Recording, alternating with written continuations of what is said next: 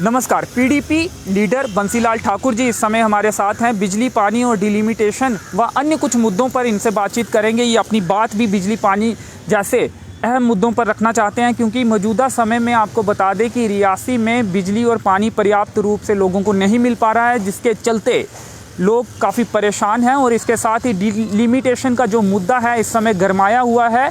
खासकर ये आपको बता दें कि पूर्व सरपंच भी रहे हैं, तहसील बमाग की एक पंचायत के, देवीगढ़ पंचायत के पूर्व सरपंच भी रहे हैं, और बमाग को अलग विधानसभा क्षेत्र बनाने की भी कहीं ना कहीं मांग उठती हुई हम देख रहे हैं। और एक बैठक भी कुछ दिन पहले हुई है, और डिलिमिटेशन कमीशन से भी कल जो है मुलाकात होनी थी, वो मुलाकात हुई भी होगी। उन सब पर भी इनसे बातचीत करने की कोशिश करेंगे। बंसीलाल ठाकुर जी, स्वागत है आपका रियासी अपडेट्स पे। अंकित जी, बहुत बहुत शुक्रिया आपका। जी बंसीलाल ठाकुर जी, क्या कहेंगे डिलिमिटेशन जो एक बात निकल कर सामने आ रही है कि बमाग को आसपास की जो तहसीलें हैं उसके साथ मिलाकर एक अलग विधानसभा क्षेत्र बनाया जाए, ये मांग हम उठती हुई देख रहे हैं। क्या ये पॉसिबल है? आपको क्या लगता है कि ये सही मांग है, वाजिब मांग है? आप क्या इस पर सोचते हैं? क्या आप भी यही मांग करते हैं, या रियासी के साथ ही रहना आपको स्वीकार है? आप यही मानते हैं कि रियासी के साथ ही उसे रखा जाए? अंकित जी, जो दिमाग का जो है ना, जो आज का मसला नहीं है, ये बहुत पुराना मसला है कि उसको अलग कॉन्स्टिट्यूंसी बनाया जाए। यानी कि वहाँ के स्थानीय लोग पहले भी ये मांग उठाते रहे? पहले भी इसकी आवाज़ उठाती रही, बंसीलाल कोस्तानी के वक्त से चल रही है। पहले भी वो, अब ये एक नई चीज़ पेश हो रही है कि दिमाग नंबर 1 और दिमाग नंबर 2 और पंचारी और लांदर जो का एरिया है, जो ये इसको मिला के एक नई कॉन्स्टिट्यूंसी तैयार की जाए, क्योंकि वहाँ के लोग भी चाहते हैं कि हम भी डेवलपमेंट में बाकी उदयपुर और रियासी के बराबर में आएँ। तो साथियों, ये सब की जिम्मेवारी अब जो चुने हुए हमारे जो नुमाइंदे हैं उन पर पड़ती है। लेकिन हमें अफसोस है कि जो हमारे चुने हुए नुमाइंदे वो सही तरीके से इसको एडवोकेट नहीं कर रहे हैं, क्योंकि उनको चाहिए कि क्लियर कट ये कहना चाहिए कि कुछ एरिया उदयपुर कंस्टिट्यूंसी का प्लस बमाग का ये वाला रियासी का एरिया और अलग एक पहाड़ी कंस्टिट्यूंसी जो बनाई जाए, तो ताकि वहाँ के लोगों की जो सदियों पुरानी जो डिमांड है वो पूरी हो सके, क्योंकि ये एक पहले बहुत सालों से चल रही है। 2-3 दिन पहले जो बैठक हुई थी पांगन देवता देवस्थान में, क्या आप वहाँ पे मौजूद थे? पांगन देवता देवस्थान में मैं वहाँ मौजूद नहीं था, लेकिन वहाँ के लोगों ने जिसको कहा, लेकिन जो हमारे चुने हुए जो नुमाइंदे हैं उन्होंने कहा नहीं, इसके अलावा और भी कोई आप एक्शन इसका बता दो, और भी क्या हो सकता है। लेकिन उससे लगता है कि जो हमारी ये पार्टी है बीजेपी वाले, ये इनका पता नहीं क्या प्री प्लान है। ये सिर्फ ऐसे ही लोगों में धोखे में रख कर पता नहीं क्या करना चाहते हैं। वो कोई देखो, हमारे जो खासकर जहाँ के जो एमपी हैं डॉक्टर जितेंद्र सिंह जी, तो इलेक्शन टाइम में उन्होंने हमारे साथ वायदा किया था, खासकर हमारे बलदेव जी के साथ, कि हम बारीदारियाँ दुआएंगे। और इसको हमारे जो जहाँ के जो डीडीसी चेयरमैन हैं उनके साथ वायदा किया था कि हम बमाग को अलग पहचान इसकी देंगे, अलग कॉन्स्टिट्यूंसी देंगे। लेकिन अब मुझे ये पता नहीं चलता कि वो ये कहाँ तक ये वायदे पूरे होंगे। लेकिन ऐसा लगता है कि कल से जो हमारे वहाँ के जो डेपुटेशन मिले हैं 1-2, तो उन्होंने यही डिमांड की है। उदयपुर से भी मिले हैं, इवन के जो पैंथर पार्टी के हैं मिस्टर हर्षदेव एंड पार्टी दूसरे तीसरे, वो भी कह रहे हैं कि ये जो एरिया है इसको अलग कंस्टिट्यूंसी बनाया जाए, क्योंकि ये नेग्लेक्टेड एरिया है, फार फ्लंग एरिया है। बमाग जो जिला रियासी में बमाग एरिया है, वहाँ का प्रतिनिधिमंडल मिला है, कल शाम को मुलाकात हुई है, क्या जानकारी है? हाँ, वो प्रतिनिधिमंडल मिला है। उन्होंने क्लियर कहा है कि हम बमाग की जो अलग कंस्टिट्यूंसी बनेगी जिसमें कुछ पार्ट उधमपुर का है, मांग रखी है। हाँ मांग रखी है उन्होंने। प्रतिनिधिमंडल का नेतृत्व कौन कर रहा था? वो रिटायर्ड हैं मास्टर मुंशी राम जी, वो थे, और उनके साथ और भी हैं जो पांगन देवता को डेवलपमेंट कमेटी है ना हमारी, उसके वो नुमाइंदे हैं। उन्होंने कहा है ऐसा होना चाहिए, लेकिन मैं चाहता था कि हमारे जो चुने हुए जो प्रतिनिधि हैं उनको जो चाहिए वो क्लियर कह देते कि ये एरिया जो है ये ज़रूर फॉल करता है, क्योंकि जहाँ से अलग अगर कंस्टिट्यूंसी कोई बनानी है तो कुछ एरिया वो डालकर दूसरा बनाकर अलग कंस्टिट्यूंसी बनाई जाए, ताकि भमाग का जो डेवलपमेंट है वो सही तरीके से हो सके। जी। और बिजली पानी पर भी आप अपनी बात रखना चाहते थे, क्या कहेंगे? क्योंकि हम देख रहे हैं कि बिजली और पानी लोगों को मौजूदा समय में नहीं मिल पा रहा है पर्याप्त रूप से, काफ़ी समस्याओं का सामना करना पड़ रहा है, काफ़ी निराश हैं लोग प्रशासन से इस समय।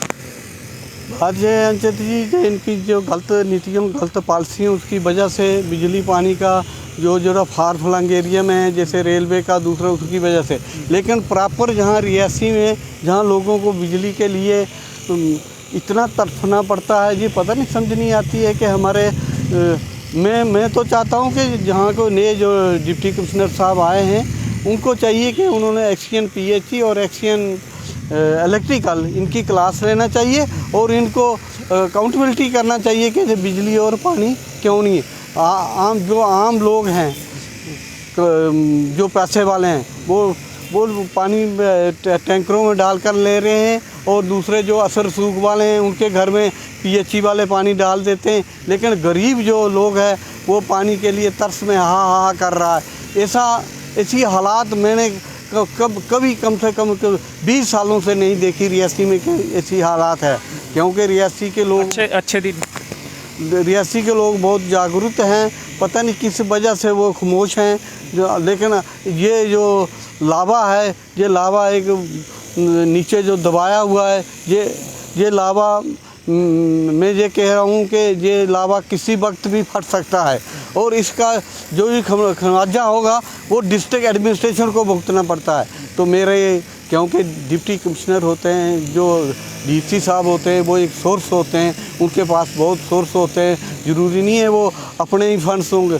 जहाँ रेलवे का इतना श्राइन बोर्ड है, इतना रियासी का इतना फार एरिया है, इसको चाहिए उनको कि इनकी मीटिंग बुला के पीएचई और अपने इलेक्ट्रिकल इंजीनियर की, और ये पानी का जो मसला है ये एक बहुत बर्निंग मसला है, और इस वक्त पानी लोगों को पानी पीने के लिए चाहिए। दूसरी तरफ ये अपना कोरोना है, कोरोना की वजह से लोग कहते हैं कि हाथ धो लो, मुंह धो लो, साफ़ सफाई रखो, जब पानी पीने के लिए नहीं है और ये कहाँ, और लोगों को कहते हैं घरों से मत निकलो। घरों से कैसे नहीं निकलेंगे? ये पानी नहीं होगी, बिजली नहीं होगी तो लोग घरों में अंदर क्या कैद वो मरने के लिए बैठेंगे? उनको तो कहीं नहीं कहीं जाना पड़ता है, कहीं पानी पर जाना पड़ता है, कहीं कहीं जाना पड़ता है। ये एक बहुत बड़ी प्रॉब्लम है। इसके लिए तो मैं तो ये चाहता हूँ कि डिस्ट्रिक्ट एडमिनिस्ट्रेशन को फौरी तौर पर परमानेंट जो सिटीजन उनकी मीटिंग बुलाना चाहिए,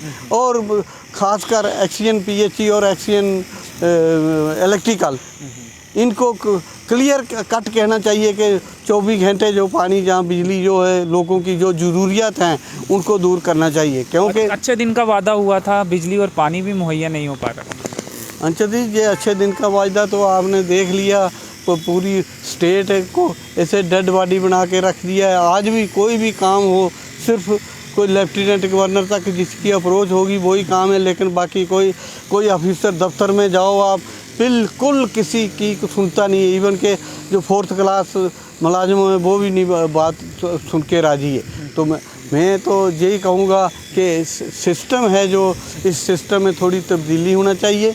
जब ये लोगों को झूठे वायदे, ये सब्ज बाग हम कब तक दिखाएंगे जो पीने के पानी नहीं दे सके, और ख़ासकर जो चुने हुए नुमाइंदे हैं जो जहाँ के डीडीसी के चेयरमैन हैं, दूसरे तीसरे हैं, इनको भी चाहिए कि ये लोगों की ये ज़रूरियात चीज़ें हैं, इनके लिए इनको फाइट करना चाहिए। जहाँ ये इनकी एडमिनिस्ट्रेशन सुनते हैं, एडमिनिस्ट्रेशन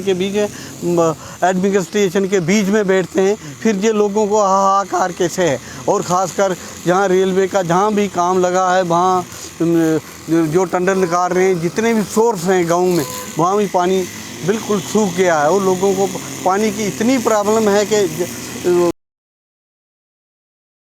मैं कहता हूँ कि पानी के लिए 2 टाइम लोगों को दूर दूर घड़े से पानी भर के लाना पड़ता है। ये और ख़ासकर इस गर्मी में ये बहुत बड़ी प्रॉब्लम है। लेकिन हम देख रहे हैं कि अपोजिशन भी कहीं नहीं दिख रही है। आप पीडीपी के नेता हैं, अपोजिशन की भूमिका आपको निभानी चाहिए, लोगों की बुनियादी सुविधाओं के लिए आपको फाइट करनी चाहिए, आप भी कहीं नहीं दिखते हैं। आज आप मीडिया में आकर तो ये बात कर रहे हैं, लेकिन काफ़ी समय से बिजली की समस्या चल रही है और पानी का भी मौजूदा समय में पिछले कई दिनों से बुरा हालत है, पर्याप्त सप्लाई नहीं हो पा रही है, लोग परेशान हैं, आप भी नहीं दिख रहे हैं, अपोजिशन अपनी भूमिका निभा भी नहीं पा रहे। क्या आप डरे हुए हैं क्या इस सरकार में, या फिर क्यों आप अपनी आवाज़ बुलंद नहीं करते हैं एज ए अपोजिशन होने के नाते, जो कि आपका कार्य बनता है? देखो अंशुति जी, आप बहुत महत्वपूर्ण प्रश्न पूछा, क्योंकि एक टाइम था कि जिसको आज तक ये कोसते हैं कि इमरजेंसी थी, वो घोषित इमरजेंसी थी, ये अनघोषित इमरजेंसी है, जहाँ कोई भी लोग बात कर डरे हुए हैं आप? डरे हुए हैं? डरे नहीं, पब्लिक है, पब्लिक तो डरी हुई है। अब आज देखो, नहीं, आप नेता है ना, आप अपने आप को नेता बोलते हैं, पीडीपी के नेता बोलते हैं। हम नहीं डरते हैं, लेकिन आप देख लो पश्चिम बंगाल में क्या हुआ। हम इसके खिलाफ नहीं है कि सीआईडी ने या आईडी ने वहाँ छापे मारे, ममता बनर्जी के मिनिस्टरों को पकड़ा, लेकिन उसके साथ जो दूसरे जो वहाँ के थे अधिकारी, जिन्होंने जो सामने टीवी में दिखा रहे हैं कि ये इतने पैसे लिए हैं, लेकिन उन पर कार्रवाई नहीं हो रही। हमें ये एक बहुत अफसोस के साथ कहना पड़ता है। हमें उसका अफसोस नहीं है कि उनको क्यों पकड़ा, हमें अफसोस ये है कि एक सामने आदमी दिखाई दे रहा है कि उसने वो पैसे ले रहा है, वो कहता है मेरे सबॉर्डिनेट को पैसे जाकर दे दो, लेकिन वो बीजेपी में चला जाता है और वो उसको बिल्कुल क्लियर चिट्ठी दी जाती है। वहाँ की बात है, हम यहाँ की बात करेंगे। आप मुद्दे क्यों नहीं उठा रहे एज ए अपोजिशन होने के नाते? आप नेता अगर अपने आप को कहते हैं, नेता कहलाते हैं, तो फिर कहीं ना कहीं आपको लोगों की जो समस्याएं हैं वो उठानी पड़ेंगी। हम तो हर वक्त जब भी हमें टाइम मिलता है तो ये मसले उठाते रहते हैं। जहाँ के हमारे जो लोग हैं फार फ्लंग एरिया के, आज भी अंचती जी, मैंने पहले भी कहा था कि एडमिनिस्ट्रेटर जुंट है एक हमारा, और वो रियासी में फंक्शन कर रहा है। वो कम से कम ये तो इन्हें जहाँ के चुने हुए जो लोग हैं उनको चाहिए कि इसको सही तरीके से, जहाँ एक मतलब जो प्लेस जो लोगों ने मुकर्रर की है वहाँ पर जाना चाहिए। तहसीलदार और बीडीओ साहब को वहाँ बैठना चाहिए, उसके साथ और भी डिपार्टमेंट आएंगे, लेकिन ये कहते हैं कि जब तक वहाँ बमाक की बात कर रहा हूँ, कहते हैं जहाँ तक वहाँ रोड नहीं होगी तो जहाँ रोड नहीं होती है वहाँ क्या तहसील जहाँ बीडीओ वहाँ फंक्शन नहीं करते हैं। ये एक पता नहीं किस हिसाब से, किस सिस्टम से ये सरकार चल रही है। काफ़ी देर से तहसीलदार के बमाग में बैठने की मांग उठा रहे हैं, अभी तक वो तहसीलदार वहाँ नहीं बैठे। वो तहसीलदार जिसके बारे में हम कहते थे उनको ट्रांसफ़र कर दिया, अभी चार्ज दूसरे को दिया है, लेकिन वो दूसरे वो हो सकता है टूर लगाते हों, लेकिन वो उनके पास चार्ज ही है। तो हम तो चाहते हैं कि वहाँ का तहसीलदार जो वो है, उसका हेडक्वार्टर जो है वो जहाँ माली तालाब में है वहाँ तहसीलदार बैठना चाहिए। लेकिन उसके लिए जो लोग इन्हें चुने हुए लोगों ने जो है हमारे पंच सरपंच हैं, जहाँ डीडीसी चेयरमैन हैं, उन्होंने लोगों के साथ वायदे भी किए थे, लेकिन वो सिर्फ वायदे ही रह गए। जैसे वायदे जहाँ आकर इलेक्शन टाइम में किए थे कि बारीदारों आप तैयार हो जाओ, अब आपकी यहाँ बारियाँ हम देने वाले हैं, तो रातों रात बारीदारों ने अलग किस्म का माहौल बनाया था। तो कहते हैं ये लोग तो छलावे में आ जाते हैं, लेकिन आज की जो सिचुएशन है तो आज ये लोग समझ चुके हैं, जो सब लोग यही कहते हैं हमारा ये सिर्फ नमकीन ना हो तो उस अंधेरी रात में ज़रूर सुबह होगी, तो सुबह का इंतज़ार कर दो। हम तो सुबह का इंतज़ार कर रहे हैं कि जहाँ गरीब लोगों की। आप पीडीपी की सरकार का इंतज़ार कर रहे हैं, आप उस सुबह की बात कर रहे हैं।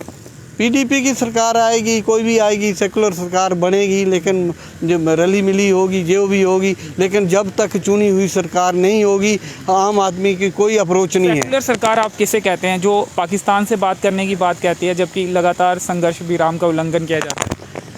अंचती जी, एक बहुत बड़ा हम पर इल्ज़ाम लगाया जाता है कि हम कहते हैं पाकिस्तान से हमने बात नहीं की। पाकिस्तान से हमारे प्रधानमंत्री अटल बिहारी वाजपेयी ने कहा था कि हम रिश्तेदारी बदल सकते हैं, दोस्त बदल सकते हैं, लेकिन हम साया को नहीं बदल सकते। अगर आप चाइना के साथ बात करते हैं, आप अफ़गानिस्तान के साथ बात करते हैं, तालिबान के साथ, तो पाकिस्तान से बात करने से अगर हमारी स्टेट की जो सरहदें हैं वहाँ चैन आ जाता है, तो इससे बड़ी। लेकिन कितनी बार आखिर पाकिस्तान से बात की जाए? हर बार पाकिस्तान पीठ पे शुरू खोपने वाली बात करता है, तो फिर बार बार पाकिस्तान की बात क्यों की जाती है? हिंदुस्तान की बात की जाए ना। आपकी पार्टी की जो नेता हैं, जो आपकी पार्टी को लीड करती हैं, वो बार बार पाकिस्तान की तरफ उनकी जो सुई है वो क्यों घूम जाती है? वो हिंदुस्तान की बात क्यों नहीं करती? वो जम्मू कश्मीर की बात क्यों नहीं करती? वो सिर्फ पाकिस्तान में इसलिए बात करती है कि जो सरहदों पर शांति हो। बाकी जो वो कहती है कि हमें ये 35 या 370 वो पाकिस्तान से थोड़ी मांगती है, वो तो हिंदुस्तान का हमारा आइन है,